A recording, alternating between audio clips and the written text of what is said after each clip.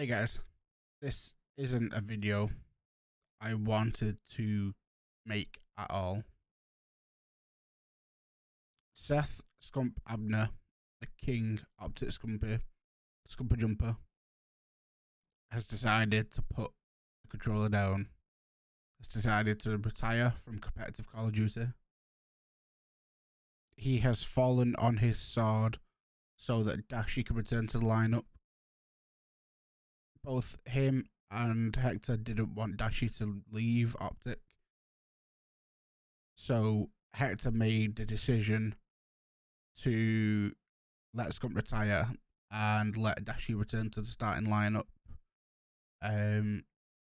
Mainly so that Seth didn't have to worry about it, because Seth had anxiety about it. But what I wasn't expecting on the 17th or 18th was to see a tweet on my phone that says "thanks for everything." Now that tweet led to a video which is still there on his Twitter, but I'm watching it here on YouTube, on his YouTube channel. And this is where he is going to announce that he is retiring. So this is me reacting to that video. I've seen around the first 15-20 seconds, and then I stopped. I decided I'd like to react to this. It's the last Dynasty member.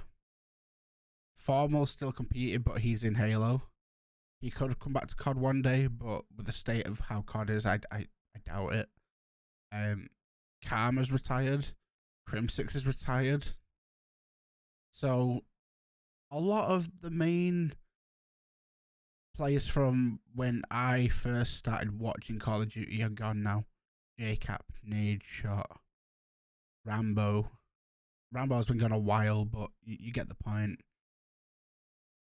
And there is a new breed coming in now, and it's weird. It's very weird. We've always seen new players come and go, but it's never been that this many legends in this many years have retired, and I think that's probably due to the quality of the games, if I'm honest. But yeah, that's a topic for another video. Let's get into this this video, and let's see what Seth has to say. Oh my god.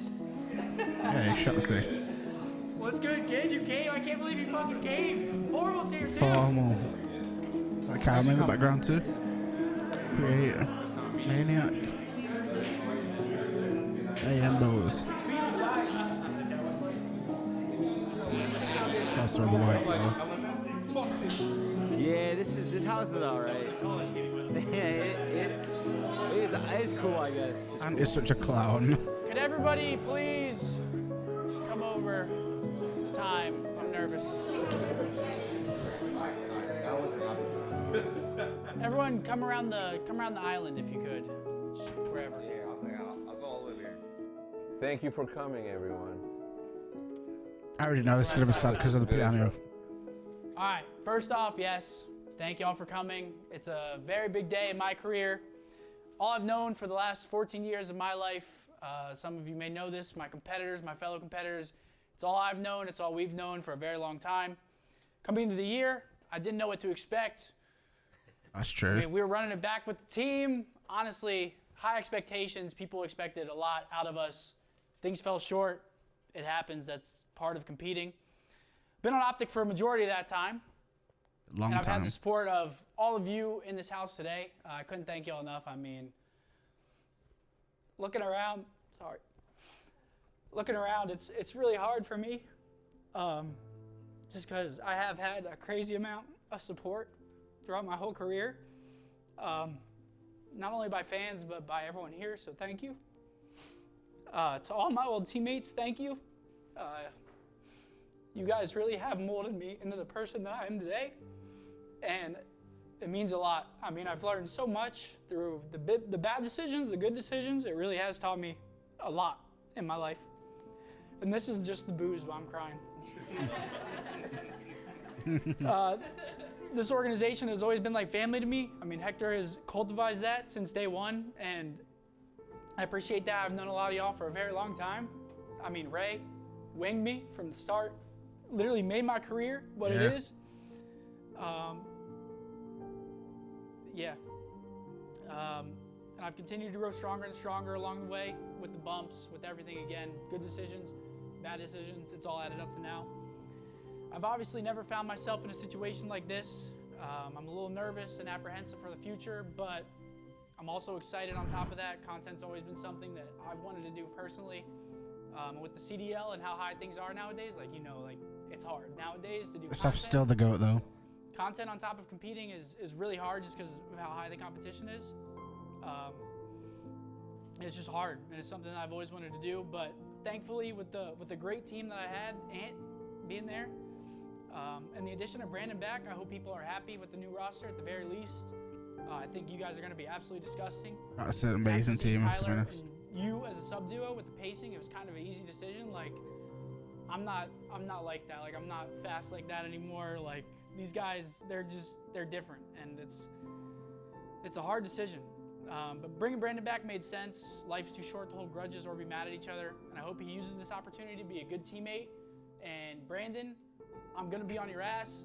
Please use this opportunity well, because again, I'm falling down so you can go up, and I hope that, you know, I wish Dash could have been there. Right.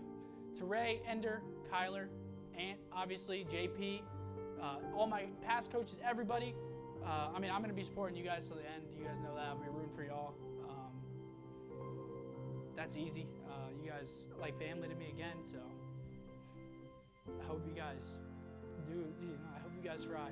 I really do. For the supporters that may be mad or upset at me and my decision, I'm sorry, but I promise I'll make it up. I'll be attending events still and meeting people, which I really couldn't do being a player because obviously COVID. So now I'm going to be obviously meeting people, and we have other things in the works. Coming into the year, I was already on the fence about giving it another go, and I really thought that I could do it, but I overestimated my energy, and that happens, and I hope that y'all can forgive me, but again, I hope y'all fry. The support I've been given with so many decisions in my career is astonishing, and I hope this is no different. Thank you guys for the years of memory, the good and the bad, and here's to another chapter of my life. Greenwall for life, brick by brick, family. Cheers. Oh yeah, cheers. Congratulations, man. Cheers, brother. Amazing. Cheers, thank Incredible career. Ooh, I didn't think I was... Not a sad night. Turn that music on. Let's do this. Yeah, bro, you got me tearing up. Come on. Man. I didn't think I was gonna cry. You don't worry, you made me cry.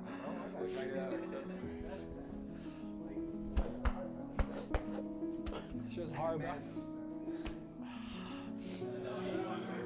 Oh, and Yeah.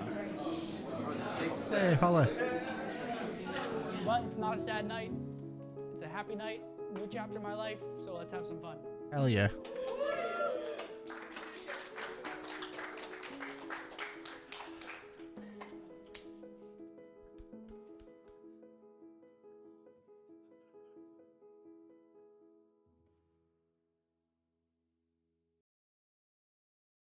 That was sad. That was very sad. Hey guys, it's Monday in the edit. The next part of the video is just me reflecting on Scump's career, his impact on competitive Call of Duty, and what the future holds for Scump as a content creator. If that appeals to you, then please do keep watching, but if not, then leave comments down below about your favourite Scump memories. Please like the video and subscribe. Thank you. I'm glad I didn't start choking up myself there. But to put things into perspective, in the early days of Call of Duty, when the prize pools were low, the event halls were low, we were second fiddle to games like League of Legends, StarCraft. Still are technically, but we were the rowdy people in the corner sort of thing at events, even at Halo events. And when OpTic got their house, the first house, the 6050, and Nade and Scump would literally see who could get on the earliest, who could grind the longest.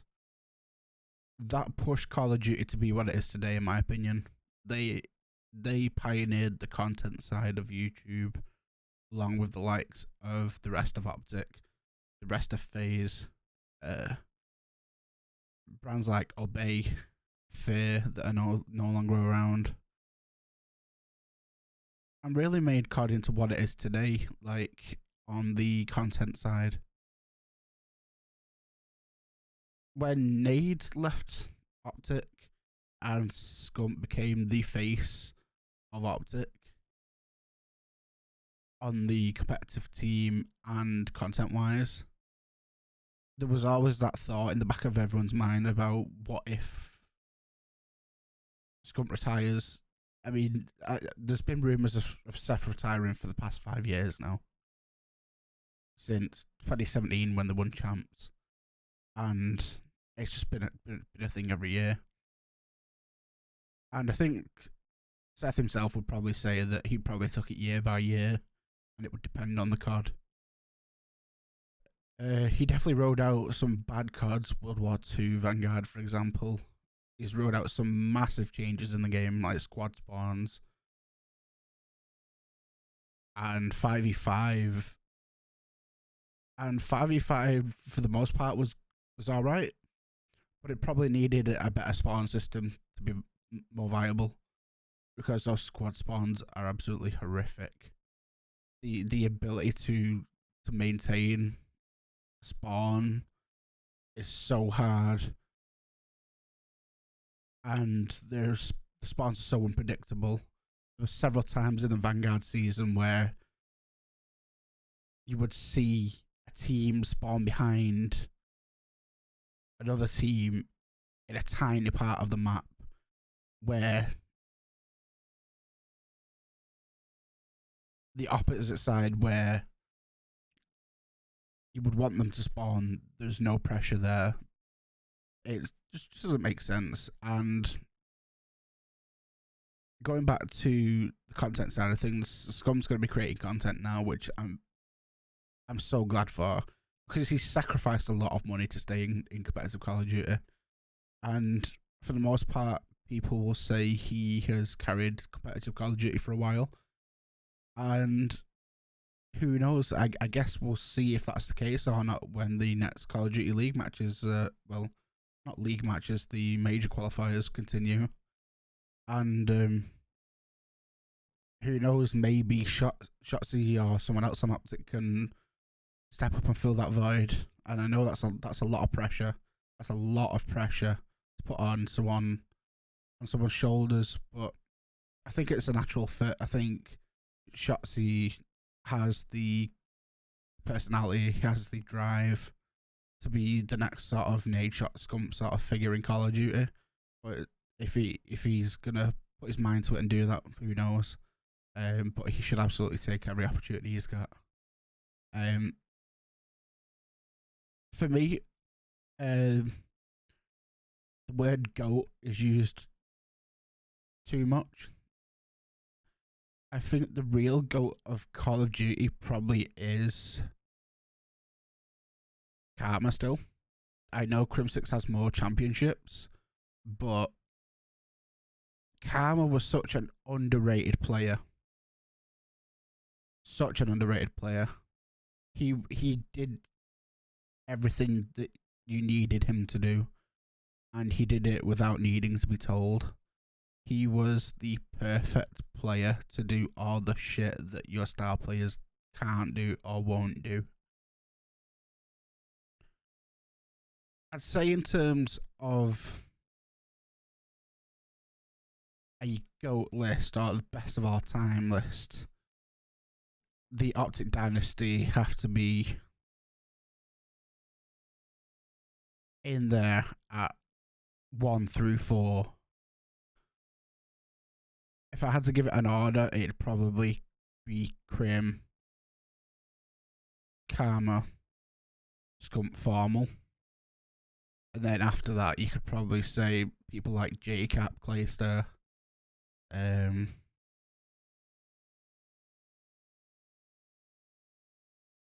shit, there's just so many. Like, to have a definitive top 10, it'd be too difficult. But the top 4 for sure are the OpTic Dynasty. And then 5 through whatever you can argue with for days. But it's sad that Seth's no longer going to be competing. It's been a long time. I first came across Seth, or found out about Seth through forums back in the day. It was that long ago. I probably couldn't even tell you what the forum was, but it was very much a sort of Reddit sort of place, like an MLG forum sort of place. And there was these rumors of this ginger teenager that was being picked up, and things went from there. Really, he went to his first event and just became absolutely disgusting on the sticks on LAN. And there's just been absolutely no stopping him throughout his career. He has been probably the most consistent submachine gun player ever to touch Call of Duty. And the fact he's had so much longevity, and the fact that his starting teams probably weren't that great, he could have easily had more tournament wins if in the early days he had better teams. In the days of Scump, Nade, Big Timer, Money B, they should have actually probably won champs in the year when they had Clayster and Proofy on the team. They came third, and they probably should have even won another tournament that year as well. I can't remember which one it was, but the second half of the year, that team was amazing. They won X Games, which was huge at the time. It was the first time that X Games had Call of Duty in it. It was insane. I still remember those matches like they were yesterday. Nade shots run through the middle of the map in the Search and Destroy first TK. Proofy's massive 3 or 4 piece on Search and Destroy on EG. It's just been insane. Seth has been a huge part of the competitive Call of Duty scene, and hopefully he sticks around and he goes to more events and he's able to meet more people now that he's not competing, because when he was competing, they'd have signing booths, but really wouldn't be able to meet him outside of that. And I'll be honest, hopefully they go back to having at least one European event each year, because I've never actually been able to go to an event because I've all been in America. And at the time of the Gfinity events, or the ASWC events in Paris, I was always busy or working. So yeah, let's see what the future holds for Scump and his content. I'm mega excited to catch his streams. I'm mega excited to catch his content. He's always been an entertainer, even since the early days of him doing Justin TV, as it was then. With Nade Shot, there was no subscriber button.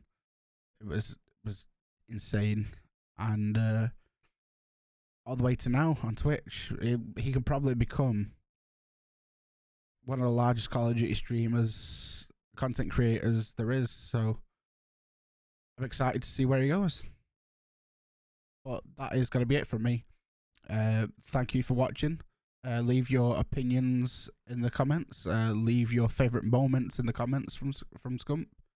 And also, please, if you did like the video, like it. And if you don't mind, please do subscribe. I'm on the way to hitting partner. So every subscription counts. Thank you.